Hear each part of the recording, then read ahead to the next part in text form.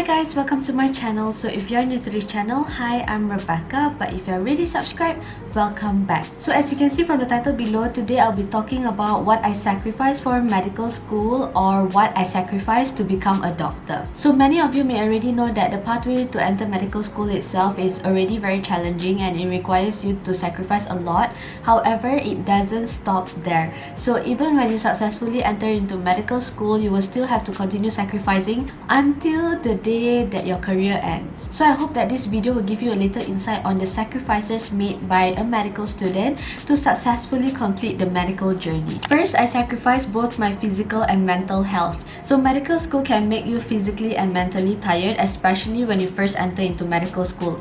This is because everything is very new. You will have to adapt to new environment, make new friends. You will also have to adjust your study routine. That can be a little bit tiring because you're no longer using the routine you use for your high school or your pre-med. Personally, for me, I feel that my first 3 semesters of medical school were the tiring ones. I wasn't tired because of the subjects were fine, but it's more of the adaptation that I have to make that makes me tired. Back then, everything was very new to me. I had to find ways to adapt to this competitive environment. And I also had to find ways to mentally strengthen myself. At the same time, I had to find a new study routine. Those are the things that make me tired. So after semester 3 and as I progressed through my medical school, I feel that it doesn't get less tiring, you just get used to it. So before I entered into medical school, I used to go to the gym a lot, almost every day. When I entered into medical school, it was super hard for me to go to the gym because I can't find any time, and even if I do have some time, I will feel super guilty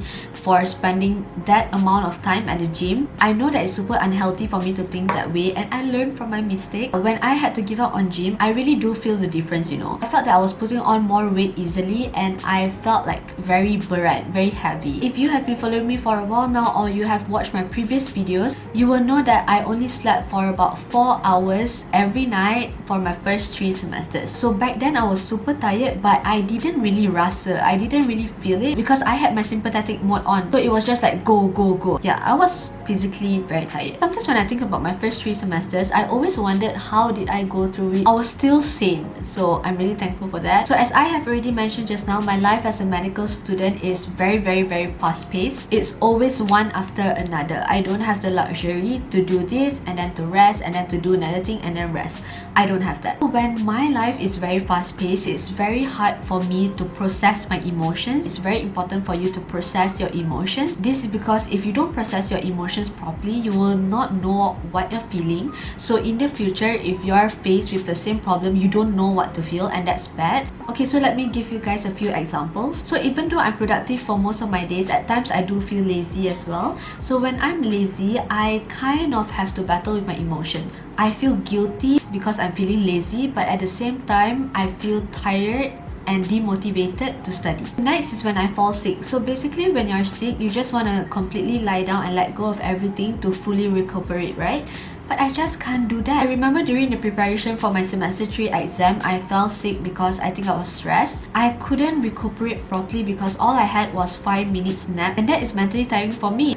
I just can't help but to think, what if I don't study now? So if these scenarios happen once in a while, it's fine because you don't really feel it. But if your life is super fast paced, it can accumulate over time and it will cause you to be mentally tired. Moving on, I sacrificed my finances.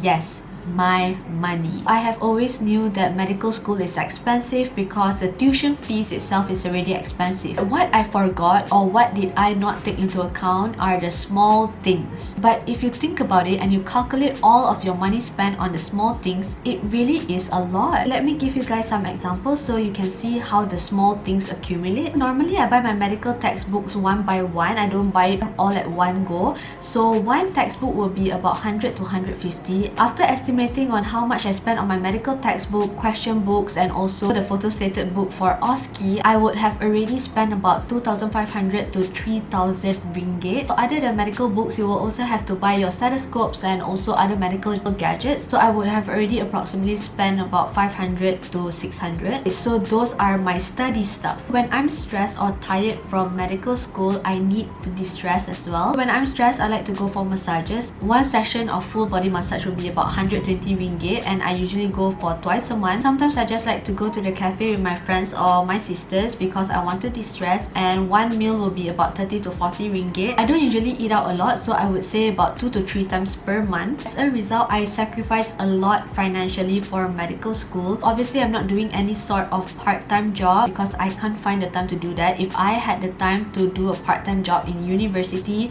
I would so do it, because I'm always a type where I like to earn my own money instead of asking from my parents. This is just me. I don't really like to rely on someone else. When I finished my SPM back then, I immediately found a job and I started working up until I got into foundation in science. And even when I was on my semester break, I used to continue to work at Mr. Galbi to earn some money. And other than being a part-timer, I also had my own business. I had my clothing business and also my baking business. Even though it's not a lot, but I'm still earning some. As a result, I don't get to save much because I don't have that much to save. So normally my parents will give us a certain amount and I will have to pandai-pandai budget. No matter what, I don't really ask my parents for extra because that's just not who I am. When I do ask for extra, you know that I am really having a shortage of money. So lastly, I sacrifice my social interactions and hobbies.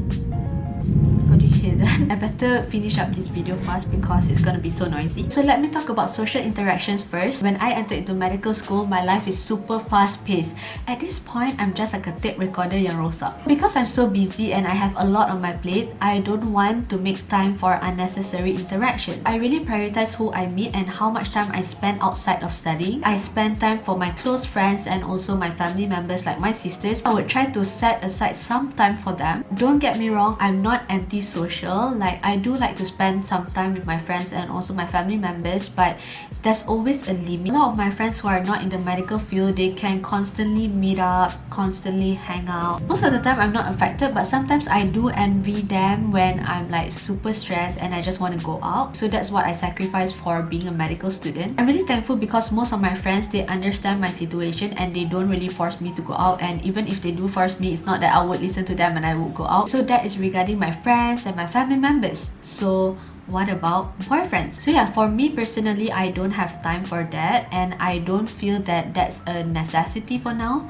Like, it's not a priority that I want to have in my life for now. I can't see myself in a relationship. I barely even have time for myself, so I don't think I would have time for another person, you know. So having a relationship is not as easy as you think, because in a relationship, basically you will get into an argument, you will have some jealousy, you will have some crying moments. All of that requires you to put in time, effort, emotions. So like I mentioned just now, I have no time to process my emotion, and that will be really bad because I don't want my studies to get affected if I'm having a bad day because of that relationship, you know. Let's talk about the last point, which is hobbies. So basically, I like to do a lot of things. So I like dancing, baking, cooking, doing YouTube videos, learning new language. I have a lot of interest, but I just don't have the time to do it. I sacrifice a lot of my hobbies just to become a medical student. Of course, I do feel that I will be able to set some time for my hobbies, but it will never be the same and it will not be that enjoyable because at the back of my mind, I'm always thinking about what I need to study, what I need to do. Before I enter into medical school, I love to find new recipes to cook or to bake something,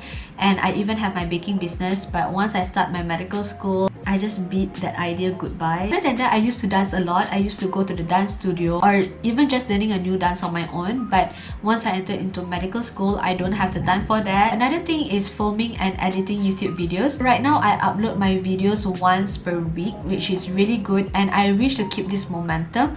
But I'm afraid that once I start my clinical years, I won't be able to do this anymore because I'll be so caught up with my studies. That's it, guys. We have come to the end of the video. I really hope that you enjoy hearing my sacrifices for being a medical student. If you're an aspiring medical student, I hope that this video gives you a little insight on sacrifices that you need to make to become a medical student. It might differ from person to person. This is just my personal opinion. Thank you so much for watching my video today. I really appreciate every single one of you. Don't forget to click the subscribe button down below and give this video a thumbs up, and I'll see you guys next week.